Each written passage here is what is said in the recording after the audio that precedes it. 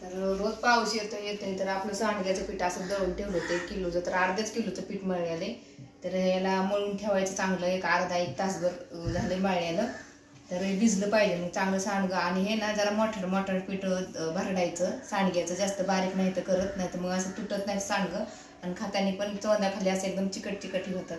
एकदम भरडा द्यायला लागतं सांडगे. त्याच्यामध्ये लसूण, जिरं थोडंसं वाटून आणि कोथिंबीर चिरून टाकली, लाल मिरची पावडर, हळद आणि चवीनुसार मीठ असं मळून ठेवलेले पीठ.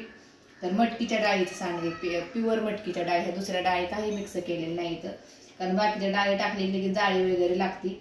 तर मटकीच्या डाळीचं सांडगे एकदम टेस्ट आणि बेस्ट भाजी होती ह्याची. तर आता तुम्ही सांगा, गावाकडे खाटी असते घालायला, तर शहरा ठिकाणी कसं करायचं, कुठं ठेवायचं? तर असं ताटातलं सांडगं घालायचं आणि उन्हामध्ये ठेवायचं. पण असं ताटामध्ये मी सांडगं घालायला लागले आणि ताट असं उन्हात ठेवायची. तर आज कडक ऊन आहे चांगलं, सकाळी दुपारनं लगेच पाऊस येतोय, म्हणलं पटपट सकाळ सांडगं तोडूया आणि उन्हामध्ये ठेवूया. तर झटपट असं मिळावं का. आणि मेन गोष्ट म्हणजे असं तुटलं पाहिजे बघा. आणि पाणी घ्यायचं हाताला आणि थोडं असं करून हे सांडगं असं तोडायचे.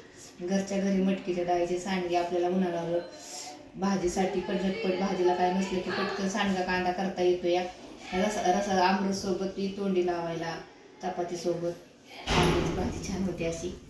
तर थोडं आपलं नाही का, एका माणसाला कसं जास्त वेळ लागतो तोडायला, मग आपलं थोडं पीठ मळायचं आणि जसं टाईम असेल तसं करायचं. आता बनवले झटपटीत मी सांडगं, कसं बनतात ते बघा.